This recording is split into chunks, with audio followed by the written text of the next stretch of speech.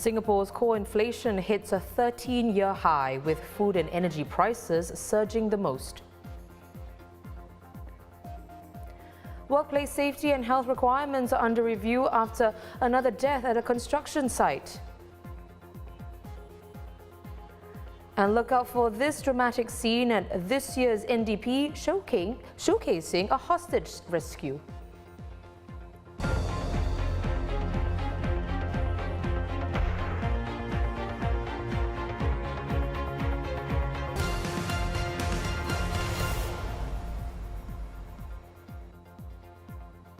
Welcome to The Big Story with me, Olivia Quay. Remember to subscribe to the Straits Times channel so you never miss an episode. Inflation in Singapore is now higher than at any other time in the last 13 years, and prices are set to keep rising, putting even more pressure on household budgets. Core inflation jumping to 3.6% in May on a year-on-year basis, up from 3.3% in April. It is the highest since December 2008, when core inflation hit 4.2%. As you can see on this chart, prices have been rising steadily since the start of the year. The main drivers of inflation: food prices rose to 4.5% in May, up from 4.1% in April, while electricity and gas prices surged to 19.9% in May, up from 19.7% in April.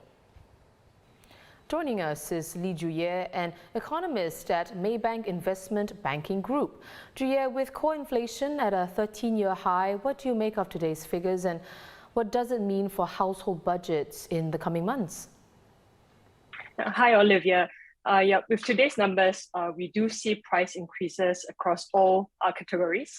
We see food prices rising, services costs increasing, even retail prices have been picking up, and of course, electricity and gas tariffs continue to surge, as we have been seeing in our electricity bills. Well, food prices have been rising because of disruptions from the Russia-Ukraine war, and also protectionist measures around the region, like Indonesia's ban on palm oil exports and Malaysia's ban on chicken exports, have resulted in Singapore's food prices rising because we import almost 90% of our food. We are also seeing services costs rising because taxi companies and Grab, Gojek that have been charging additional fees because of the increase in fuel prices. We are also seeing retail prices pick up, especially for clothing and footwear. More people are returning back to work in the office, so the needs for some of these items have been increasing as well. And also, we highlight that a tight labor market, given that foreign employment has not really returned to pre-pandemic levels, that has resulted in wage costs rising. And some of the rising costs have been passed on to consumers. We do see an increase in prices of restaurants, hawker food, that has also partly picked up because of the rising wages. And what this means for households' spending, I think that rising living costs will result in households tightening their belts in the coming months. Higher spending on essential items like food and electricity would mean that consumers would have less to spend on discretionary items. So people may cut back on spending on holiday expenses or even categories like recreation and culture. Fortunately, the government has recently announced a support package worth $1.5 billion to help the lower income and the vulnerable groups. So this could provide some relief to households amid surging inflation. Also, with the government increasing the co-funding share for wage increases of these lower wage workers, that could also provide companies more time to adjust to higher wage costs. Well, it's not just in Singapore, right? Prices are continuing to rise around the world, and there's increasing talk of a global recession. Just this morning, Fed Chairman Jerome Powell says a recession is certainly a possibility. So, Juye, where do you see the US economy going, and is there also a good chance that Singapore is heading for a recession? Yeah, so the risk of both a recession in the US and Singapore are rising. The Fed is becoming more aggressive with its Fed rate hikes. We are seeing that they are looking at hiking another 175 bips for the rest of this year. And we think that if the Fed rate reaches 3.5% and above, and according to the latest dot plot by the Fed, that could actually happen in 2023. That level of the Fed rate at 3.5% could actually tip the US and Singapore into recession. First of all, if a US recession happens, that would mean a global slowdown, and Singapore will not be spared, given that we are such a tiny and external-oriented economy. And also, Singapore's interest rates do track global interest rates. So we have already seen Singapore's domestic interest rates like SIBOR and SORA actually picking up. An aggressive increase by the Fed would also mean that Singapore's corporates and households will be affected by a big interest rate shock. We have seen mortgage rates climbing. People need to spend more on paying their mortgage bills. And if the US continues to hike at this rate, Singapore's mortgage rates could potentially climb even to 4%. That's a rate we have not seen for almost 2 decades. So we do see a rising risk of recession as the Fed decides to hike more aggressively. Many thanks to Li Juye. She's an economist at Maybank Investment Banking Group. Now, here's a new acronym we'll be getting used to from now on. Singapore has 5 new JTVCs, or Joint Testing and Vaccination Centres for COVID-19. The 5 new ones opening today are in Ang Mo Kio, Bukit Merah, Sengkang, Woodlands and Yishun, bringing the total number of such centres to 10, and all offer both COVID-19 testing and vaccination. The Health Ministry strongly encourages the public to book an appointment at vaccine.gov.sg before proceeding to the JTVCs. According to new survey results from the US, almost 1/5 of adults there who have had COVID-19 are experiencing symptoms of long COVID that persist for at least 3 months. Symptoms include fatigue, brain fog, breathing problems, and pain. Scientists, though, are still unsure why COVID-19 symptoms can last for months, and gathering data is complicated because the condition can be difficult to define. Rescuers in Afghanistan are battling against the clock to find survivors after yesterday's devastating earthquake in a mountainous border region left more than 1,000 people dead. And the Taliban is appealing for more international aid. Their takeover last August has largely isolated the country as a result of their hardline Islamic policies.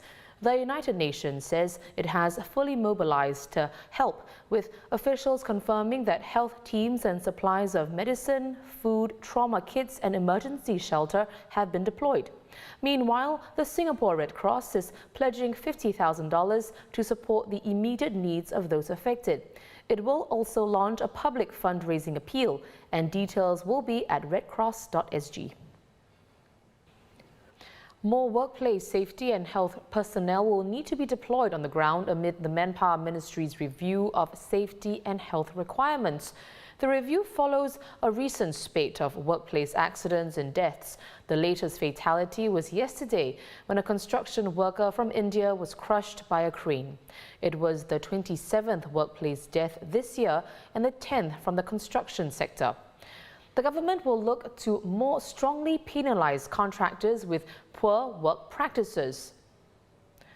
Speaking to the Singapore Contractors Association, Manpower Minister Tan See Leng says the unsafe firms will be disqualified from competing with you for government contracts, or will have a tougher time getting foreign manpower because they have more demerit points.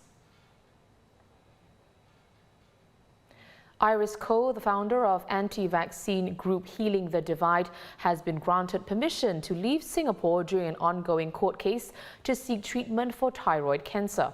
She's allowed to travel to Malacca in Malaysia from tomorrow to July the 17th if she paid an additional cash bail of $30,000 and gave full details of her itinerary. She also has to remain contactable while abroad. American singer Billie Eilish will be in Singapore again, performing at the National Stadium on August the 21st as part of her Happier Than Ever world tour. Ticket prices are from $130 to $310, with pre-sales starting tomorrow, and general tickets will go on sale on June the 28th. Eilish previously performed here at the 2018 Laneway Festival. Who's ready for this year's National Day Parade? You'll see a return of the high-intensity total defense display, as well as physical, youth, social and economic contingents for the parade and ceremony. And for the first time, SAF Special Forces will showcase a live demonstration of a hostage rescue from a hijacked bus. Wait till you see them in action on the day. Here's what else and who else to look out for at NDP 2022. Hi, my name is Desmond. I'm the parade commander for this year's National Day Parade. I'm the guy that basically commands the entire parade, the guy you see right from the start and then leading the parade out right at the end. Hi, I'm Rizka. Hi, I'm Mira. And we are both twins. And we're both 14 years old. We are marching in the Girl Guides contingent and we will form the word NS55. Hello, I'm First Sergeant Kaylin Hong and my role in NDP this year is Vehicle Commander for Hunter Armoured Fighting Vehicle, which is just right there. Hunter is an armoured fighting vehicle and it's also the SAF first fully digitalized platform. Hi, I'm Abdul Razak Muhammad Noor. This year is my 4th year here participating in the NDP. NDP is special to me because I met my wife there.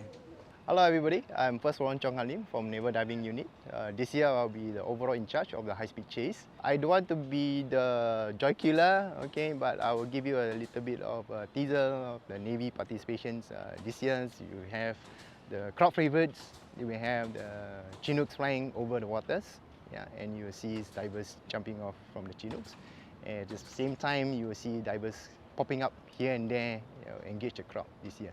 I feel like it's kind of overwhelming because there's a lot more new commands that I learn. And I feel very honored because I've never participated in the NDP before. This is my first time. I am very excited to show the public of what Hunter Armoured Fighting Vehicle is capable of, like its capability. And since it's the first time we are featuring anti-tank guided missile variant, so I look forward to the entire show since there will be simulated firing. My favorite command is actually Hormat President Hormat Senjata, because that is the moment where everyone has arrived on parade, and that is the essence of the National Day Parade. If you strip away everything, the fact that we can come together and sing national anthem as one, that is essentially us celebrating one more year of independence and one more year to look forward to. I've always wanted to be part of NDP, and being part of NDP this year is like a dream come true. Catch us on NDP for twice the fun. Well, those are our top stories. Visit straitstimes.com for more news and our YouTube channel for more videos. Subscribe by hitting the red button below. I'm Olivia Quay and I'll see you tomorrow on The Big Story.